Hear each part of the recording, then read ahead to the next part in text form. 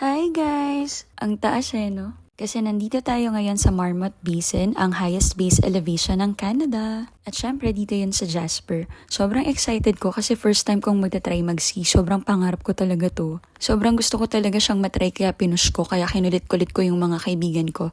Shoutout nga pala kay Kuya Reggie. Noong December 25 nga pala to, so may mga hangover pa tong mga kasama ko. Salamat sa mga ambag nyo para matupad ko ang munti kong pangarap. Char. So syempre dahil wala akong pang ski, nagrent muna ako and naghahalaga lang siya ng mga $58. So yung helmet, ski, tsaka yung poles. Pero mas maganda talaga kung may sarili kang gamit, lalo na kung lagi mo siyang gagawin. Napa-expensive nitong hobby nito, kaya naman yung iba, annual or monthly pass yung kinukuha. Well, ako gusto ko lang talaga siyang matry for the experience. So yung kinuha ko, yung schoolhouse, 1-day pass na around $48. Grabe, sobrang excited ko. No? Tingnan nyo naman ang saya-saya ko. Tapos ang ganda rin kasi may sikat ng araw. So maganda siya sa video tsaka sa picture. Yun talagang habol no? Tapos ang ganda pa ng view. Instagrammable, pang reels, ganon. O tara, may pa-flex ng ski boots habang nakasakay sa lift. Grabe, sobrang hirap tumayo kasi dumudulas ka. Kaya naman nakatagilid tayo. Kasi kung diretso yan, ay nako siguro nasa baba na ako. Schoolhouse lang to pero ang taas niyan, promise nakakalula siya kaya nagpapanik na ako. Nakatagalid ka na nga pero dumudulas ka pa rin.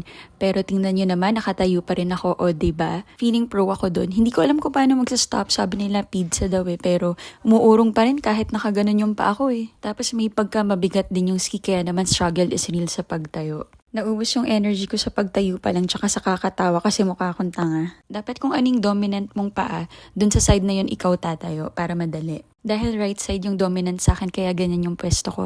Tapos maganda rin kung malakas yung upper body mo para mahila mo yung sarili mo patayo. Grabe, mga 48 years yata ako bago nakatayo. Tapos dahil nga madulas may pa-slide-slide na tayo dyan Dahil mahilig ako sa nature, bala ko na lang pumasok sa kakahuyan. Char. Hi pala kay Nathan, siya pala yung customer namin sa Teams. May mga concerned citizen din na tinuturuan ako tumayo and kung paano yung technique sa pagsiski. Grabe, daig pa ako ng mga bata, sobrang galing nila. Hindi na nga kailangan ng pulse, kailangan magaling ka lang mag-control ng katawan mo and wala kang takot. Nag-overthink kasi ako kasi baka ma-injure nga ako tapos feeling ko nahati yung katawan ko kapag naghihiwalay yung pa ako. Ang OA no? Awa naman ng Diyos, injury free tayo. Tapos mga 2 hours yata bago ako nakababa. Grabe, akala ko makakailang rounds ako Isang beses lang pala. Kung hindi lang to magastos at saka madali lang puntahan ay nako araw-araw nyo kung makikita dito.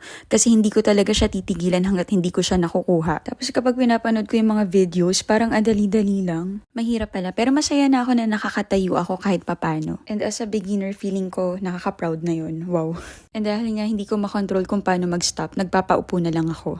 Kasi feeling ko talaga masusubsob ako pag hindi ko yun ginawa. Ito nga paling tinatawag nilang magic carpet. Sana kasi 'di ba ito muna yung una kong trinay. Pero wala sinabak ako agad ng coach ko dun sa schoolhouse. Wala man lang pa warm up. Nagreklamo pa Pero feeling ko nga hindi siya nag-enjoy kasi halos nakaalay lang siya.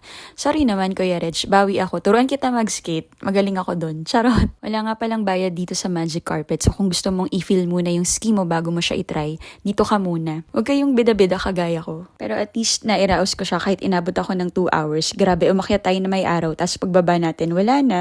Medyo nakakainip din tong magic carpet para kasing ang bagal niya. Wow. Nagmamadali. Dahil nga El Nino, walang masyadong snow. So kung nakikita yung mga parang usok na yun, snowmaker daw yun. Amazing. Pero mas maganda daw talaga mag-ski kapag makapal yung snow. Sabi nga nila mabatong araw Pero hindi ko naman siya naramdaman. Manhid yan. Hindi ko naman to na-experience kasi nung makapal yung snow kaya hindi ko siya makompare. Mas marami nga daw yung tao dito last year Tapos tingnan nyo naman yung mga kasama ko dito. Grabe, puro bata. Nakakatawa no? Pero huwag kayong mahiya guys. Walang ganito sa Pilipinas. Huwag silang Tsaka mukha pa rin naman akong bata O walang basagan ng trip. Tapos yun nga, pwede ka muna mag-practice dito sa mga obstacles kung paano kakaliwa at kakanan. Tsaka dito hindi siya matarik so hindi ka matatakot.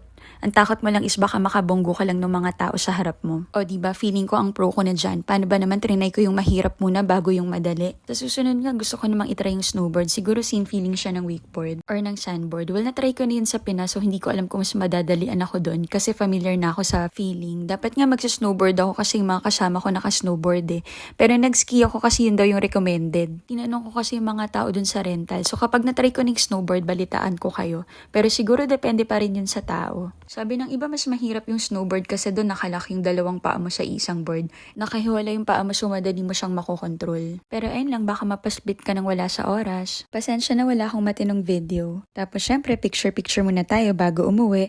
Yun lang naman for today. Bye!